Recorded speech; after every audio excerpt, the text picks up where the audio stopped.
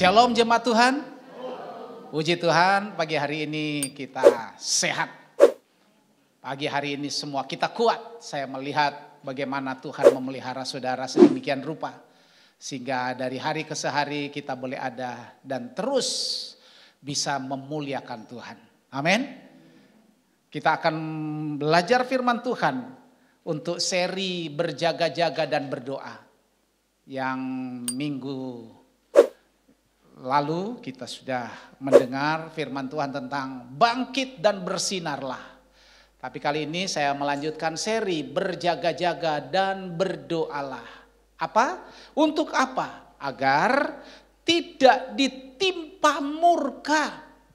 Jadi kita berjaga-jaga ini dan kita mau berdoa itu supaya kita tidak ditimpa murka.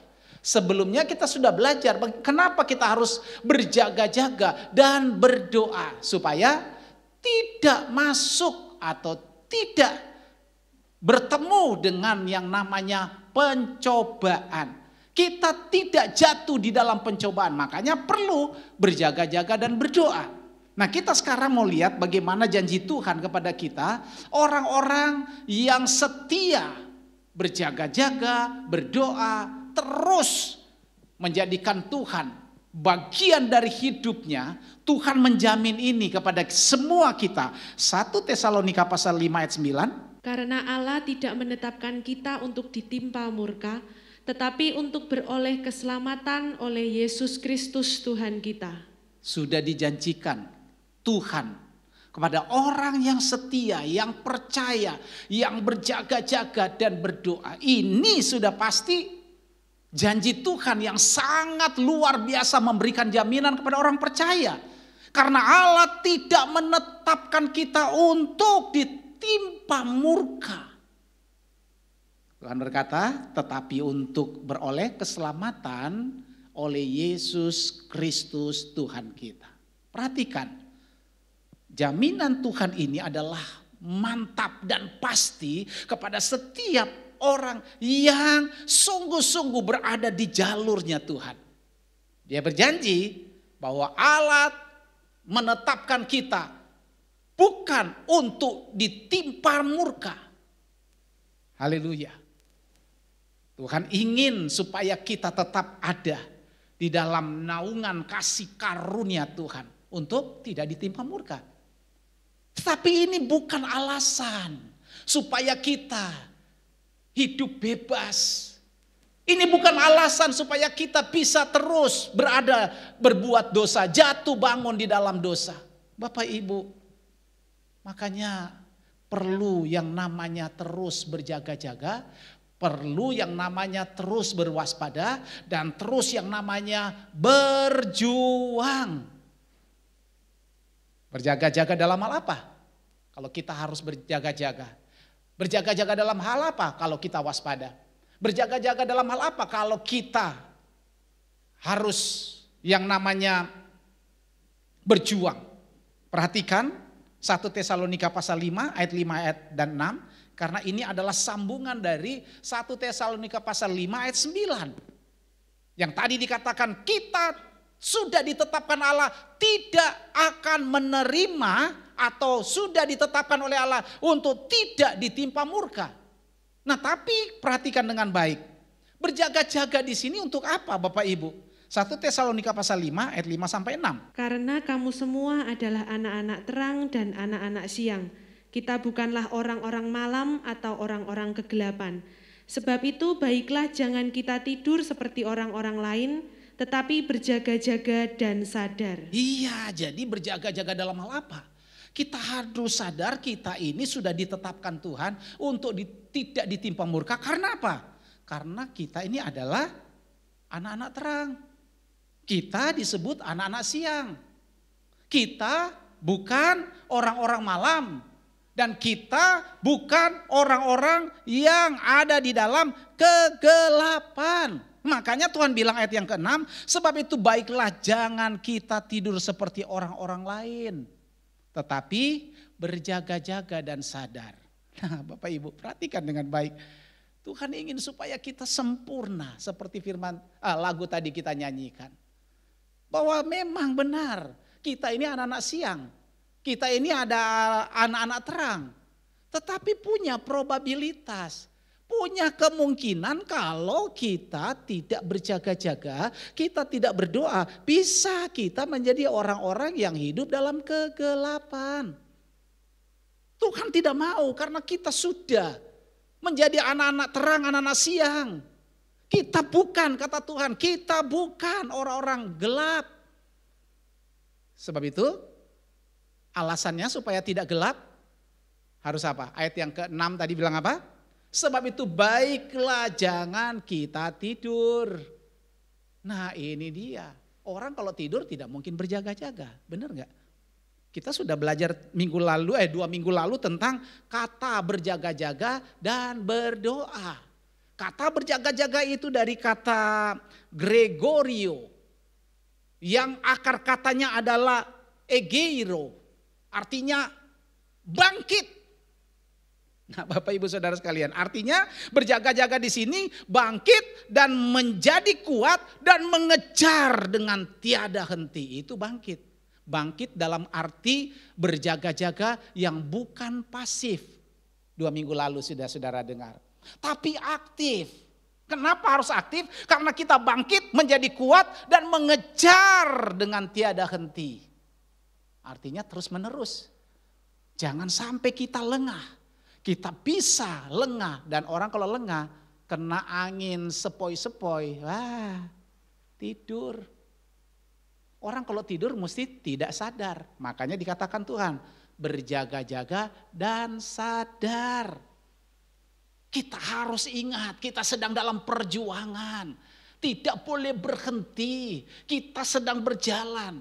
Saudara kalau lagi naik sepeda dalam jarak yang jauh, saudara tutup mata tidur, ya geblak. Kita ini sedang dalam perjalanan yang sudah dekat. Tinggal sebentar lagi finish. Makanya melekkan mata rohani kita. Kemarin kita berkata bagaimana supaya kita bisa terang. Maka yang dipentingkan adalah hati. Mata hati kita harus terang. Nah di sini Lukas pasal 21 ayat 36 berkata apa? Berjaga-jagalah senantiasa sambil berdoa supaya kamu beroleh kekuatan untuk luput dari semua yang akan terjadi itu. Dan supaya kamu tahan berdiri di hadapan anak manusia. Iya, Injil Lukas ini pasal 21 khususnya adalah bicara tentang hari kedatangan Tuhan.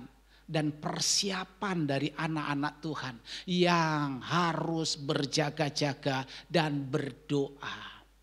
Karena ada 2 hal. Kalau saudara berjaga-jaga dan berdoa, maka dari ayat 36 ini katakan supaya kamu beroleh kekuatan untuk luput dari semua yang akan terjadi itu. Apa? Saudara nanti baca ayat 35, ayat 34, ayat 32, 33, 32, 31 dan selanjutnya. Itu akan terjadi dan sedang terjadi sekarang. Malapetaka, saudara lihat. Terjadi banjir, terjadi gempa bumi, terjadi banjir bandang, terjadi longsor. Rasanya kematian itu begitu dekat dengan kita, dengan manusia. Makanya diperlukan anak-anak Tuhan yang siap sedia, berjaga-jaga dan berdoa. Karena memang ini waktunya kita harus ready, harus siap. Waduh mengerikan, makanya berjaga-jaga. Kita harus senantiasa terus berdoa, berjaga-jaga. Bapak Ibu, kenapa harus lakukan itu? Karena yang pertama, Lukas pasal 21 ayat 8. Jangan ada penyesatan dan terjadi kesesatan dalam hidup kita. Perhatikan ayat 8. Jawabnya, waspadalah supaya kamu jangan disesatkan. Sebab banyak orang akan datang dengan memakai namaku dan berkata, akulah dia. Dan saatnya sudah dekat, janganlah kamu mengikuti mereka. Iya.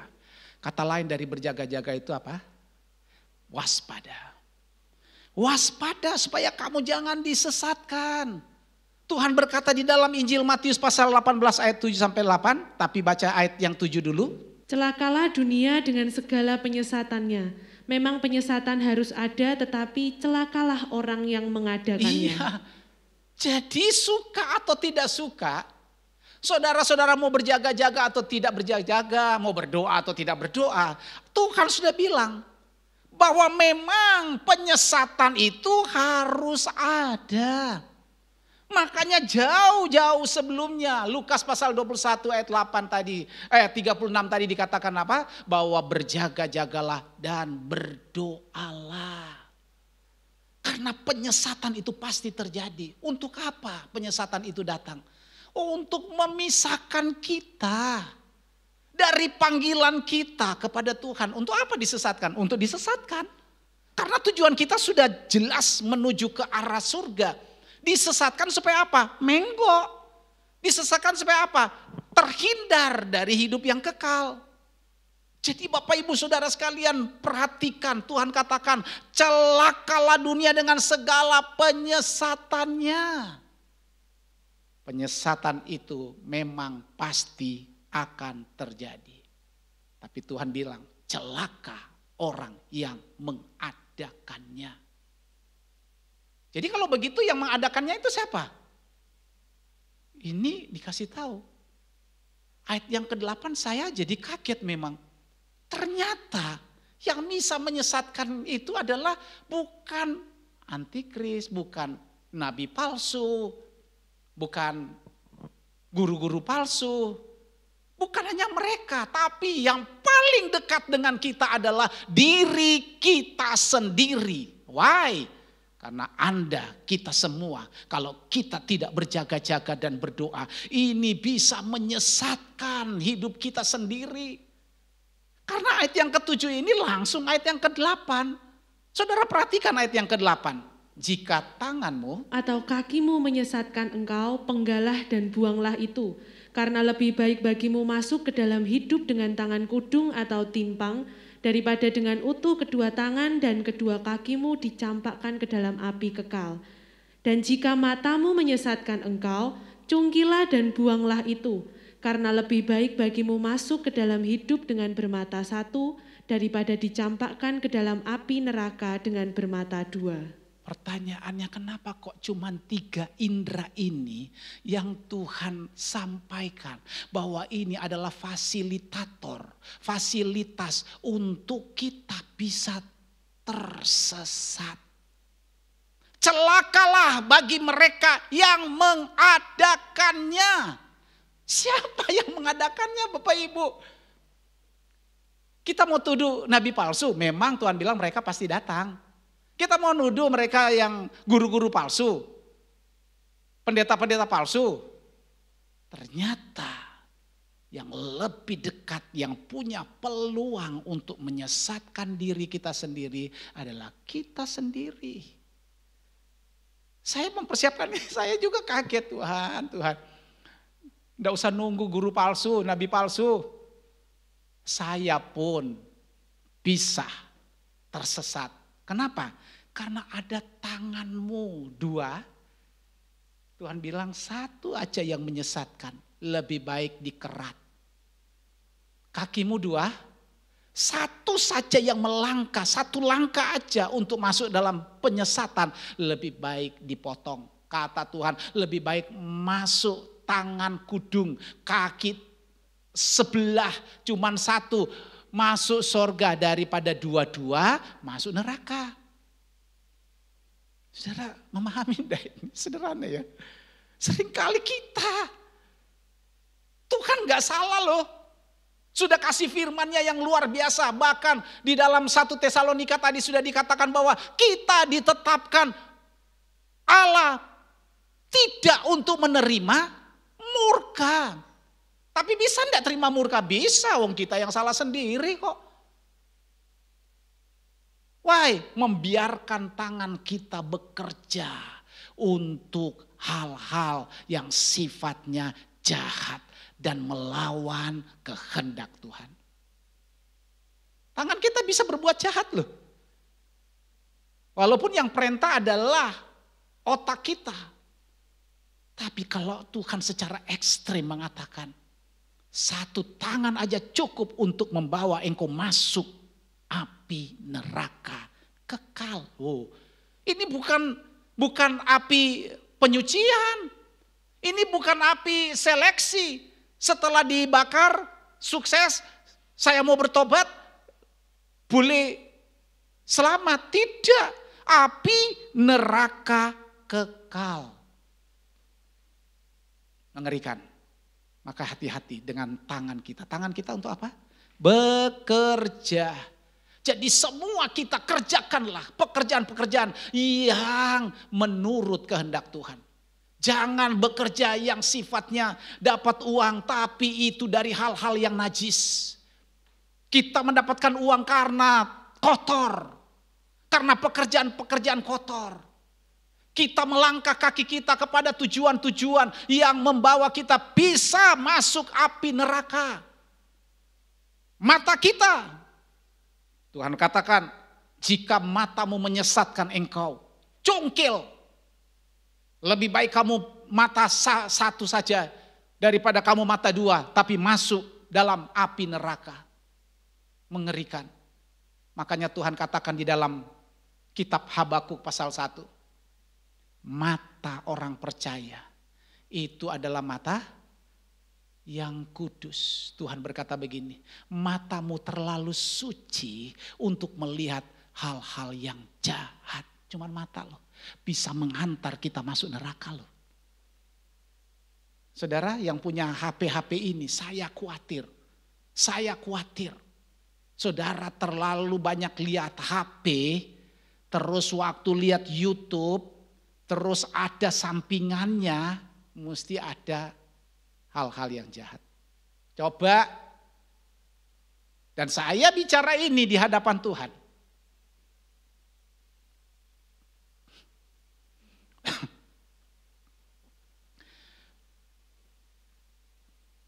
Mata kita ini,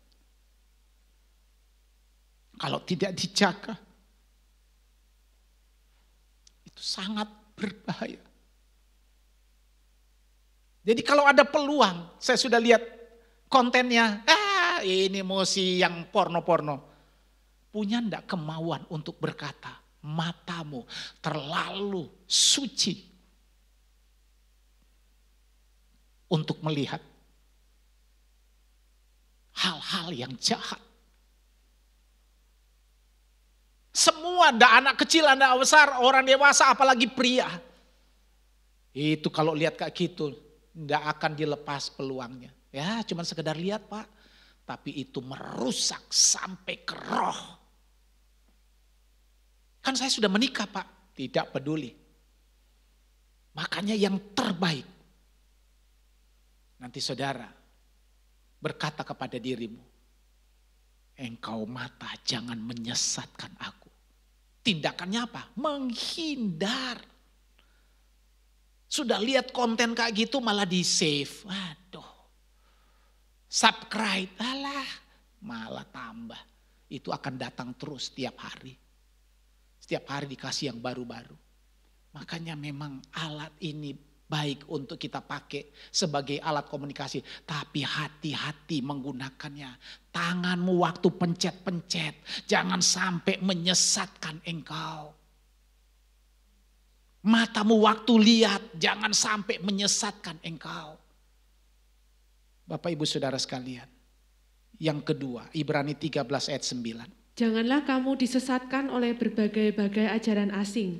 Sebab yang baik ialah bahwa hati kamu diperkuat dengan kasih karunia dan bukan dengan berbagai makanan yang tidak memberi faedah kepada mereka yang menuruti aturan-aturan makanan macam itu. Iya. Janganlah kamu disesatkan oleh berbagai-bagai ajaran asing.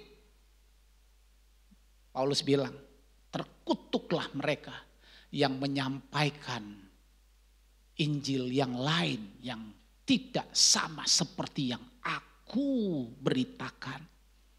Udahlah Bapak Ibu, lebih banyak baca firman lah. Kalau enggak saudara bisa terseret dengan berbagai-bagai ajaran asing. Karena Tuhan sudah ngomong bahwa memang pasti akan datang si penyesat itu. Tapi kita yang harus berjaga-jaga dan berdoa. Berjaga-jaga itu bukan seperti yang 2 minggu lalu saya katakan, seperti satpam yang cuma duduk-duduk di pos penjagaan. Harus jalan keliling. Itu namanya berjaga-jaga yang aktif. Bagaimana supaya mengaktifkan jiwa kita? Baca firman Tuhan yang banyak. Ngerti ndak ngerti, pokoknya saya hanya mau baca lebih banyak ini daripada lihat HP.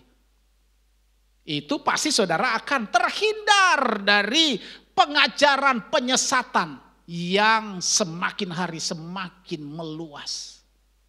Yang ketiga, 2 Tesalonika pasal 2 ayat 3a. Janganlah kamu memberi dirimu disesatkan orang dengan cara yang bagaimanapun juga.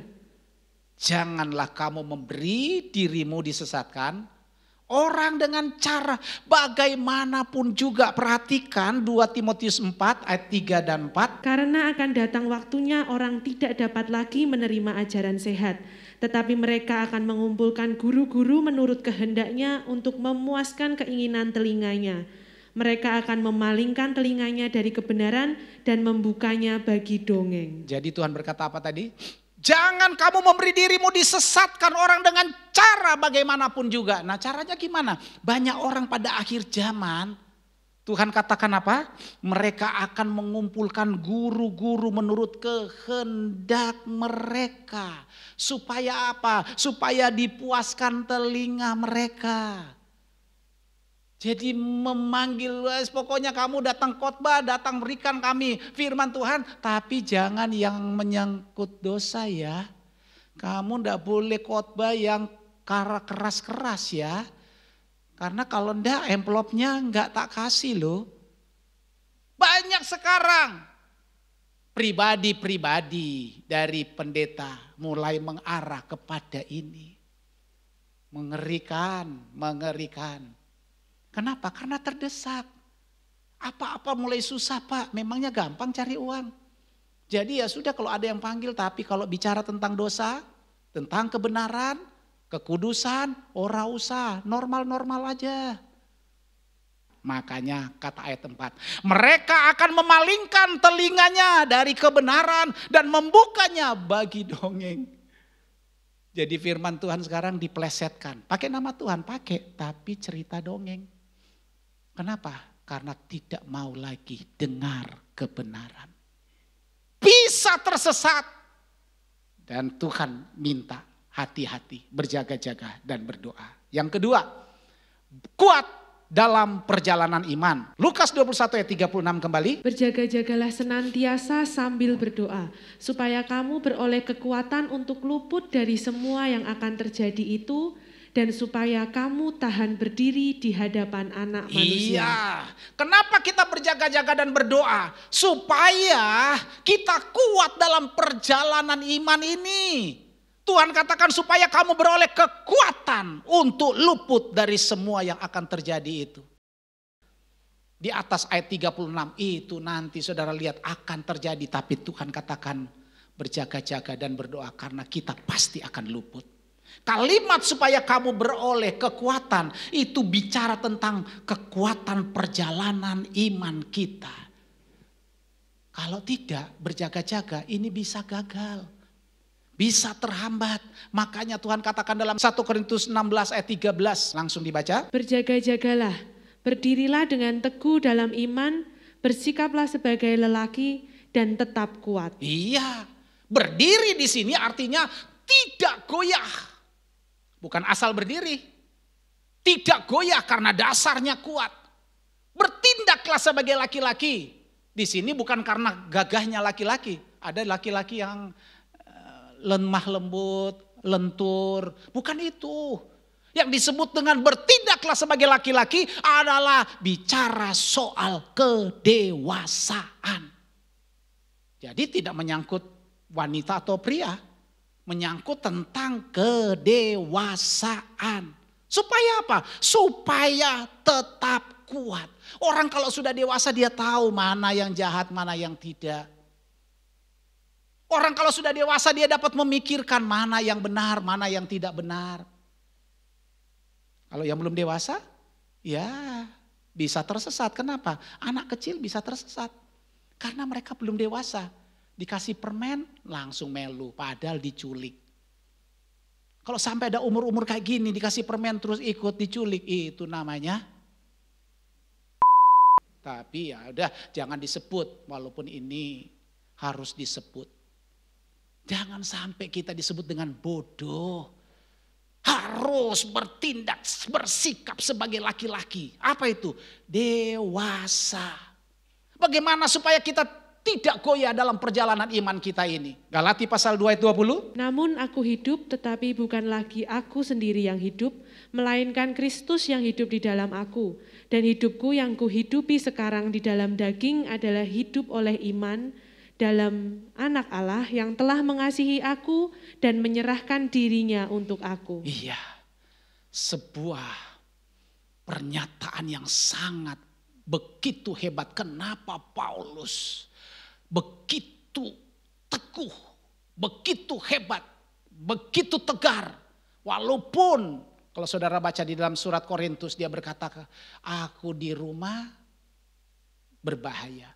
Di jalan berbahaya, di laut berbahaya, di padang gurun berbahaya. Pokoknya hidupnya selalu terancam dengan kematian. Tapi kenapa dia tetap tegar? Karena rupanya ini rahasianya. Dan hidupku yang kuhidupi sekarang di dalam daging adalah hidup oleh iman dari Anak Allah, bukan dalam Anak Allah. Jadi dia bisa hidup begitu tegar dan kuat. Tetap berjalan di dalam perjalanan iman kepada Yesus Kristus. Tidak goyah. Why? Karena dia berkata, karena aku menghidupi iman dari Kristus di dalam diriku. Bagaimana supaya kita kuat? Suka atau tidak suka? Saudara, rahasia ini benar. Jangan pakai iman yang dunia punya. Jangan pakai iman orang lain yang punya. Kalau dia bisa begitu, aku bisa juga, Pak. Tidak. Itu standarnya terlalu kecil. Kalau dia bisa sembuh, itu memang sudah standarnya dia itu. Tapi kita dalam segala aspek hidup kita, kalau kita menggunakan iman dari Anak Allah, itu bisa memindahkan dari kematian kekal pada hidup yang kekal. Bukan cuma soal jasmani, bukan soal kesembuhan, bukan cuma soal bisa kaya apa tidak, bukan. Bukan cuma soal bertahan dalam musim virus yang seperti begini, bukan. Tapi bisa bertahan sampai masuk dalam kerajaan Tuhan yang kekal. Karena itu harus berjaga-jaga dan tidak goyah dalam iman. Bila tidak Bapak Ibu, kita akan terhambat oleh permainan dunia ini. Apa itu? Lukas pasal 21 ayat 34. Jagalah dirimu, supaya hatimu jangan syarat oleh pesta pora dan kemabukan, serta kepentingan-kepentingan duniawi. Dan supaya hari Tuhan jangan dengan tiba-tiba jatuh ke atas dirimu seperti suatu jerat. 3 hal ini bisa menjerat banyak orang percaya. Bisa apa? Bisa goyah.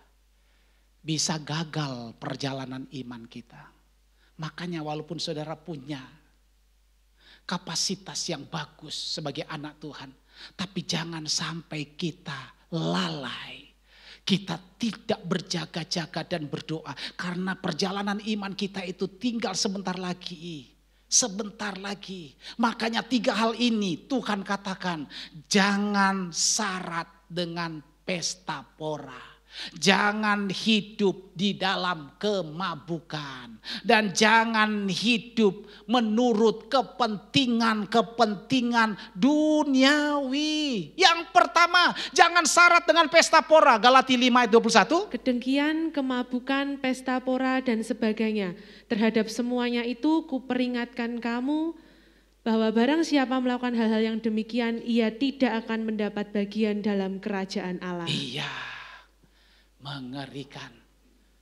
Tuhan katakan, Paulus berkata kepada jemaat Galati, aku memperingatkan kamu supaya kamu tidak terlibat di dalam pesta pora, kemabukan dan kedengkian.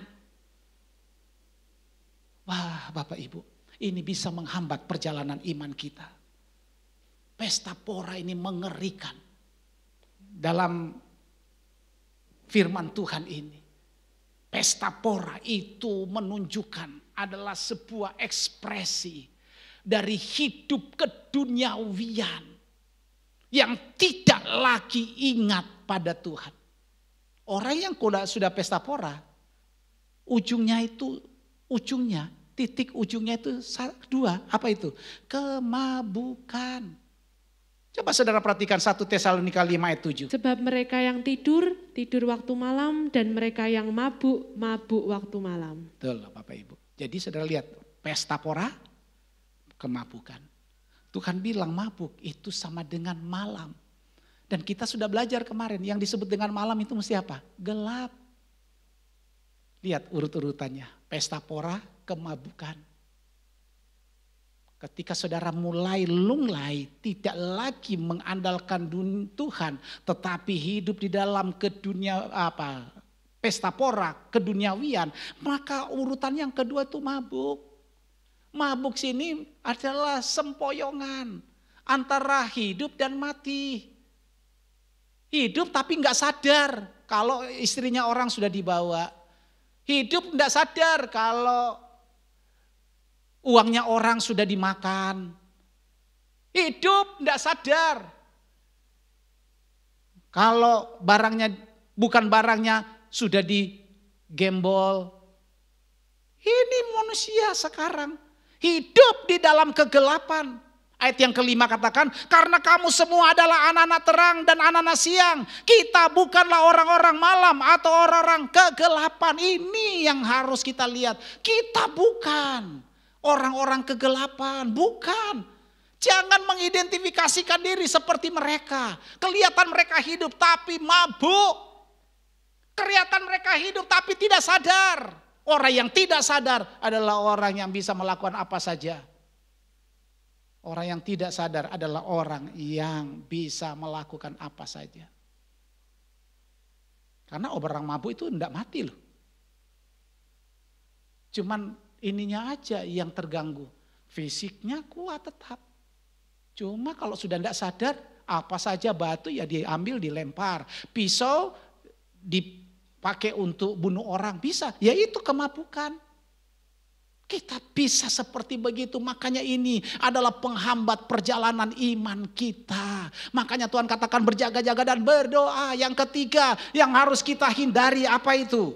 Kepentingan duniawi, yang artinya itu sama dengan kekhawatiran hidup. Lukas pasal 8 ayat 14. Yang jatuh dalam semak duri ialah orang yang telah mendengar firman itu, dan dalam pertumbuhan selanjutnya mereka terhimpit oleh kekhawatiran dan kekayaan dan kenikmatan hidup, sehingga mereka tidak menghasilkan buah yang matang. Kalau begitu ini orang apa? Siapa mereka? Posisinya sebagai apa? Orang percaya yang sudah dengar perkataan Tuhan. Yang jatuh dalam semak duri ialah orang-orang yang mendengar firman itu. Tetapi pertumbuhan selanjutnya mereka terhimpit oleh kepentingan duniawi. Kekhawatiran duniawi. Apa itu? Kekayaan dan kenikmatan hidup. Wah, mereka bisa nikmat begitu ya Pak, uangnya banyak. Kita akhirnya surat Timotius kemarin 2 minggu lalu saya katakan, mereka tersesat karena mereka cinta uang. Kalau sudah cinta uang untuk apa? Kenikmatan hidup, dan mereka akan masuk di dalam permasalahan berikutnya. Wah Bapak Ibu, kita sebentar lagi pikirkan bagaimana supaya kita bisa membuat Tuhan disenangkan. Marilah kita lakukan hal-hal yang baik karena ada waktunya Tuhan berkata engkau nanti tidak akan kuat berhadapan dengan aku. Yang ketiga, tahan berhadapan dengan Tuhan. Lukas 21 ayat 36. Berjaga-jagalah senantiasa sambil berdoa, supaya kamu beroleh kekuatan untuk luput dari semua yang akan terjadi itu, dan supaya kamu tahan berdiri di hadapan Anak Manusia. Iya, Tuhan sarankan begini, karena apa? Karena konotasi dari kebenaran ini adalah ada yang tahan, ada yang tidak tahan. Itu sudah pasti. Siapa mereka yang tidak tahan? Adalah mereka yang tidak layak berhadapan dengan Tuhan. Apa ekspresi mereka? Orang-orang yang tidak tahan berhadapan dengan Tuhan. Wahyu pasal 6 ayat 16-17. Dan mereka berkata kepada gunung-gunung dan kepada batu-batu karang itu, runtuhlah menimpa kami dan sembunyikanlah kami terhadap Dia yang duduk di atas tahta dan terhadap murka anak domba itu. Sebab sudah tiba hari besar murka mereka, dan siapakah yang dapat bertahan? Iya, kata ayat 17, murka mereka itu artinya murka Tuhan. Kalau itu terjadi, siapa yang akan tahan? Oh, mengerikan Bapak Ibu, runtuhlah kata mereka, timpalah kami. Kenapa? Karena tidak tahan melihat hadirat Tuhan, melihat anak domba Allah. Mereka berteriak pada gunung-gunung, runtuhlah, timpalah kami, sembunyikanlah kami terhadap Dia yang duduk di atas takhta dan terhadap anak domba Allah. Satu waktu akan banyak orang. Sekarang belum nampak. Semua masih santai, ya, masih duduk bareng. Satu waktu ada yang akan berteriak seperti begitu. Why? Karena tidak cocok dan tidak sama dengan karakter dia. Mereka adalah terang yang sudah kita belajar kemarin. Mereka itu adalah kudus, kasih, benar. Wah, kalau saudara punya poin ini dalam hidupmu, saudara akan tahan. Yang kedua, Wahyu 7 ayat 9. Mereka yang tahan berdiri di hadapan anak domba karena mereka layak. Kemudian daripada itu aku melihat, sesungguhnya suatu kumpulan besar orang banyak yang tidak dapat terhitung banyaknya, dari segala bangsa dan suku dan kaum dan bahasa, berdiri di hadapan tahta dan di hadapan anak domba, memakai jubah putih dan memegang daun-daun palem di tangan mereka. Mereka berdiri di hadapan takhta dan di hadapan anak domba. Artinya apa? Mereka tahan. Mereka bisa. Soal siapa mereka nanti saudara baca ayat berikutnya. Tapi saya mau arahkan saudara mengerti. Ada yang tahan, ada yang tidak tahan. Why? Kenapa tahan? Ini yang perlu kita belajar. Sederhana Tuhan minta. Mengapa kita tahan nanti berdiri di hadapan anak domba? Wahyu 6 ayat 9. Dan ketika anak domba itu membuka materai yang kelima, aku melihat di bawah mezbah jiwa-jiwa mereka yang telah dibunuh oleh karena firman Allah dan oleh karena kesaksian yang mereka miliki. Ini saudara, kalau saudara memiliki firman, wah sudah, saudara memiliki kesaksian Kristus. Ini orang-orang yang nanti tahan berdiri di hadapan Tuhan. Saudara bisa hidup kudus dari mana? Firman. Saudara bisa hidup benar dari mana? Firman. Saudara bisa setia dari mana? Firman. Saudara bisa hidup baik dari mana? Firman. Saudara bisa cinta Tuhan itu dari mana? Firman. Makanya mereka dikatakan, aku melihat di bawah mezbah jiwa-jiwa mereka yang telah dibunuh oleh karena firman. Mati sekalipun tidak ada masalah bagi orang-orang yang cinta Tuhan. Karena apa? Karena ada firman Allah di dalam hidup mereka. Saudara, poinnya untuk ketemu Tuhan bukan karena saudara berbuat baik. Bukan karena saya bisa melakukan hal-hal yang bisa menyenangkan orang. Tapi saudara harus punya firman Allah utuh dalam kebenaran hidupmu. Utuh. Makanya firman Tuhan katakan hari ini, mereka bisa bertahan karena mereka punya firman Allah. Kita sekarang sedang menghadapi situasi kondisi yang sangat berat. Baik secara sosial maupun ekonomi. Berat. Apa yang harus kita lakukan? Makan firman 2 kali ganda. Seperti orang Israel ketika mereka akan meninggalkan Mesir. Mereka menyiapkan 2 kali lipat makanan mereka. Tapi ketika mereka mau masuk tanah Kanaan, tanah perjanjian, diperintahkan Tuhan, mereka harus mempersiapkan 2 kali lipat makanan mereka. Kita sedang menantikan kedatangan Tuhan. Kita sedang dipersiapkan untuk masuk tanah perjanjian yang kekal. Siapkan sekarang 2 kali lipat. Jangan main-main. Kita harus setia sampai akhir. Oh puji Tuhan, haleluya, amin.